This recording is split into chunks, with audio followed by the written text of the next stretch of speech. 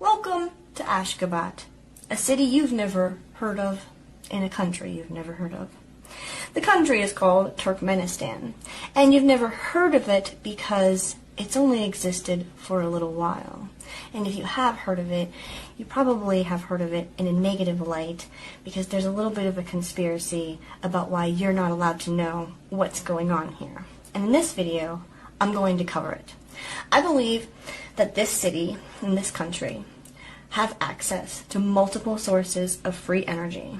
And in this video, I'm going to cover what they are, how they work, what it means for these people, and kind of what it means for us. Are you ready? This is a massive piece of equipment within the city. The people are told that this is an indoor Ferris wheel.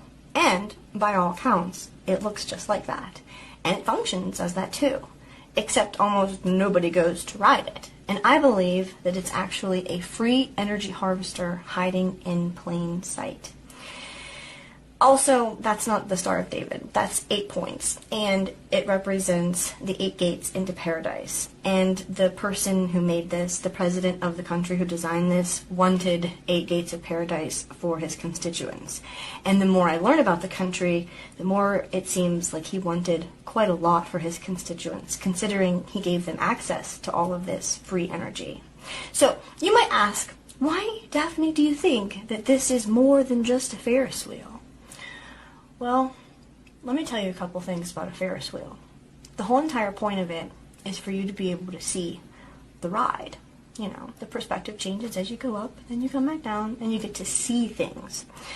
Now, I've watched vlogs of people who have gone to ride this Ferris wheel, and they say, you know, you really can't see much out. The whole point of the Ferris wheel is to be able to see, you know, what's going on so high up, and there's only so many spots in the glass that you're able to see out and get a good perspective, and it just doesn't seem like it's meant to be just a Ferris wheel, right? That, and the fact that it's got this thing on the top of it. Check this out. What is that?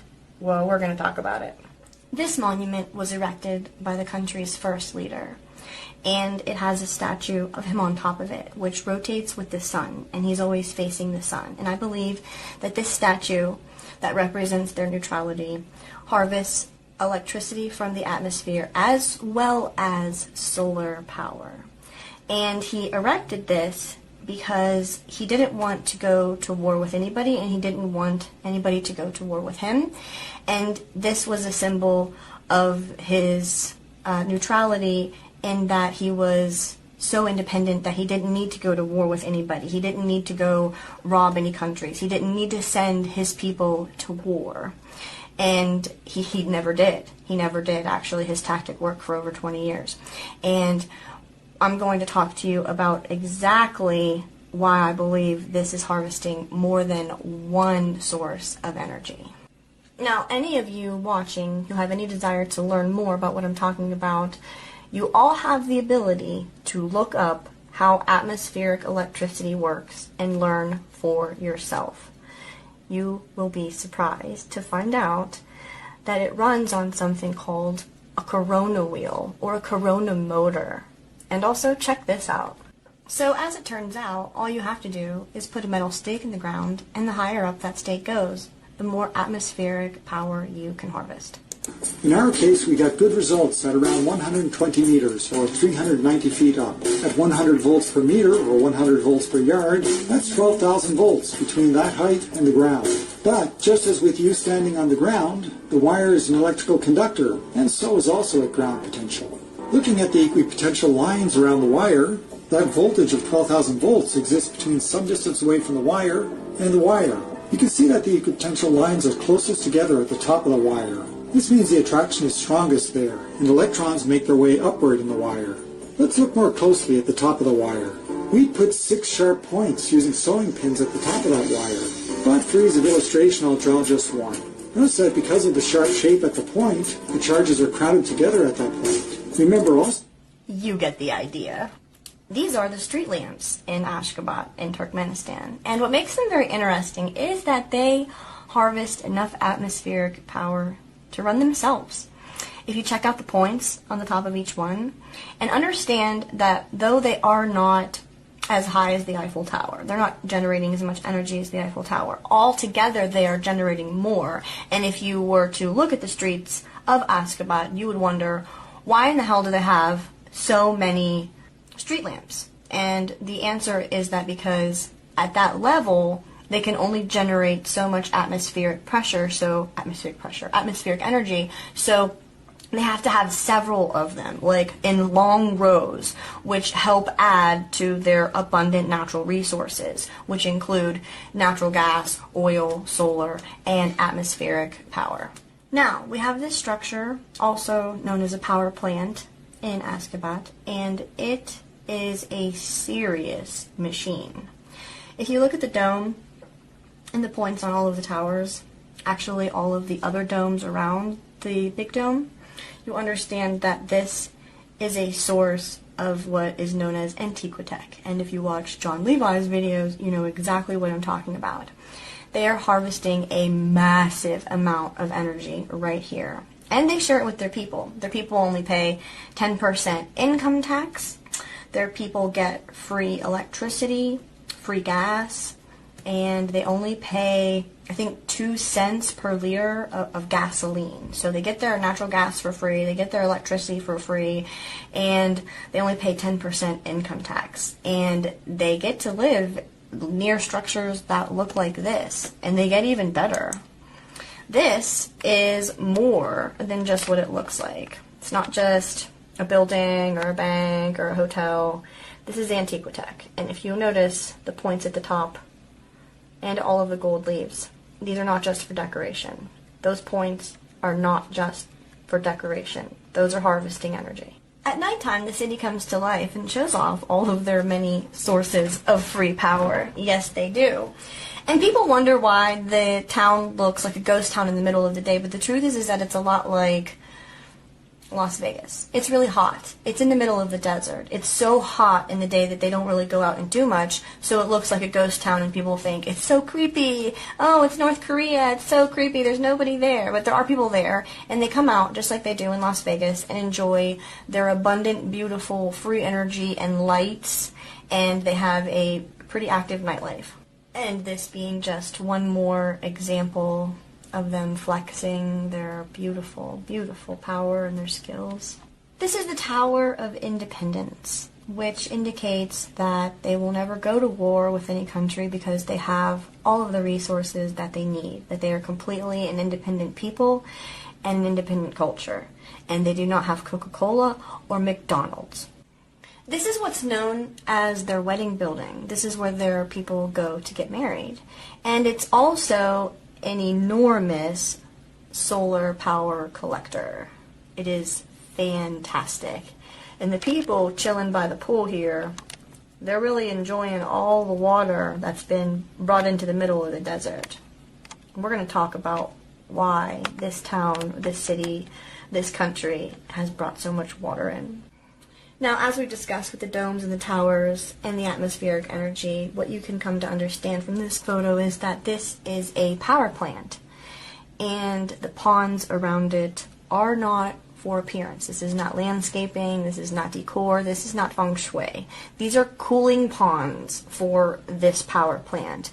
And you will notice, if you look through enough pictures of Ashgabat through Turkmenistan, that there is a distinct difference between the fountains and the beautiful lakes that they've made for appearances and the dirty, kind of dingy water that is their cooling ponds. And they normally exist around these very large power plants that are passed off as mosques or palaces or just maybe sometimes even banks. They're passed off as sometimes hotels. They're passed off as a lot of things. What they're saying the building isn't exactly what the building is, and people think that this is just for decor. You know, these things that exist on top of this building are just for decor. These domes around here, this is just for decor. The separation between the dirty water and the clean water, that's just for decor. Alright, again, we have here what looks like a type of mosque, a type of religious building, and it's a power plant. It's got all the signs of a power plant, And it even is surrounded by, yep, you see it, cooling ponds, right there. Now you'll notice that everything is done in white marble, and that is because the president that started this country imported all of this white marble from Italy because it keeps the inside of the buildings cool out there in the desert, so they have to use even less of their wonderful free energy. And also, again, notice the point at the top of the building. That isn't just decoration. This is the city's stadium, and people that visit this in the daytime, people, vloggers with their camera, especially if they're tourists from America, they'll upload videos to YouTube and say like, oh, there's nobody here, and everything's so clean, and nobody's ever been here, and this is all fake, and this is all staged. But the truth is that 90% of the population is employed by the government, and they do a lot of cleaning and upkeeping, and that's their job. And I explained to you why they aren't out in the daytime. They have a lot of nightlife because it's so hot in the daytime. They're in the desert. And I want everybody to take note to the points on pretty much every pillar on this building. It has a very nice, distinct point going all the way around. All the points are there. Very interesting. And yes, it does look very desolate in the daytime. It does, absolutely. But there are plenty of pictures of them using it at nighttime. Looks pretty fucking lively to me. Looks pretty prosperous to me. In fact, that's their whole philosophy, is to be prosperous and healthy and peaceful.